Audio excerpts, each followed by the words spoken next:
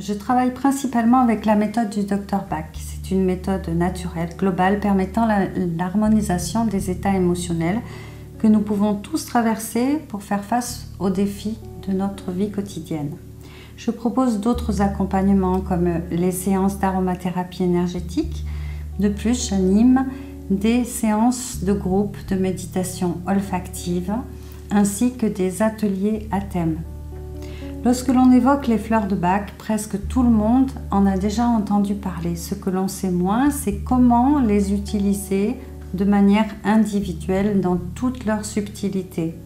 Donc ma pratique de conseillère agréée consiste à accompagner individuellement chaque personne souhaitant prendre en charge son niveau de bien-être d'une manière naturelle.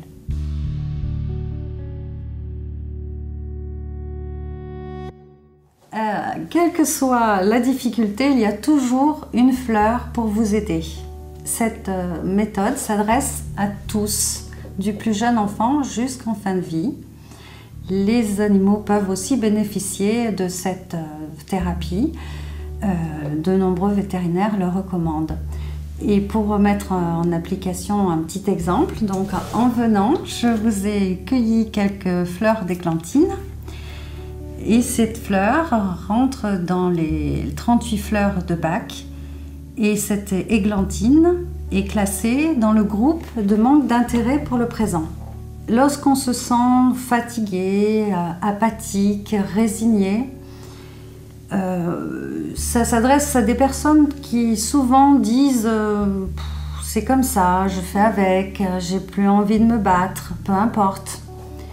Voilà, et donc qui ont des symptômes de grande fatigue, de manque de vitalité. Donc la prise de cette fleur va permettre de retrouver sa motivation, son enthousiasme, sa joie de vivre et de repartir dans des projets. Et on peut l'associer à Olive, qui est une fleur de fatigue et qui permet de se régénérer.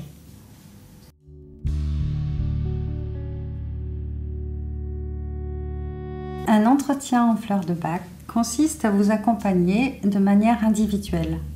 Cela représente un temps d'écoute d'1 heure, 1 heure et quart environ, pendant lequel vous pourrez exprimer vos difficultés actuelles. Le système Bach, le principe de la méthode, tient à se référer uniquement au présent.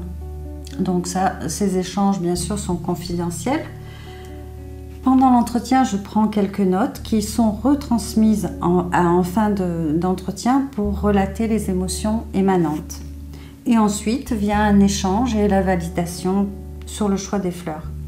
À l'issue de cet entretien, la personne repart avec un mélange approprié à ses besoins personnels, pouvant aller jusqu'à 7 fleurs. Donc ce petit mélange, on l'effectue dans un flacon.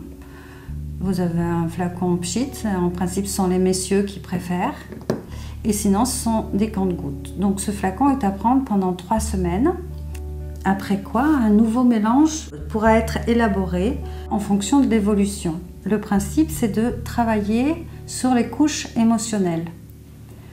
Donc au premier entretien, on va travailler sur la couche qui est en périphérie.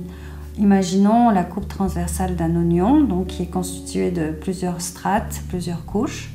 Donc on prend la première couche et avec ces fleurs qui peuvent aller le choix des fleurs peut aller jusqu'à 7 fleurs dans le même flacon. À ce moment-là, donc ça va lisser, c'est le même principe que les Pauperus en fait.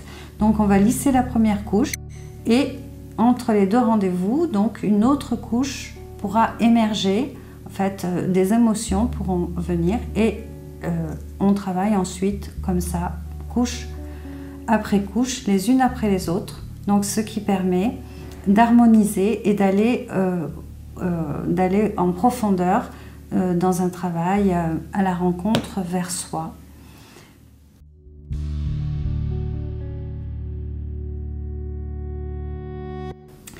J'ai exercé le métier d'assistante dentaire pendant plus de 20 ans. Ensuite, je me suis formée à la sophrologie, l'aromathérapie scientifique et pour finir, au métier de conseillère agréée en fleurs de Bach. Cette pratique est l'aboutissement de mes expériences de vie, ainsi que l'amour de la nature et l'envie d'aider les autres.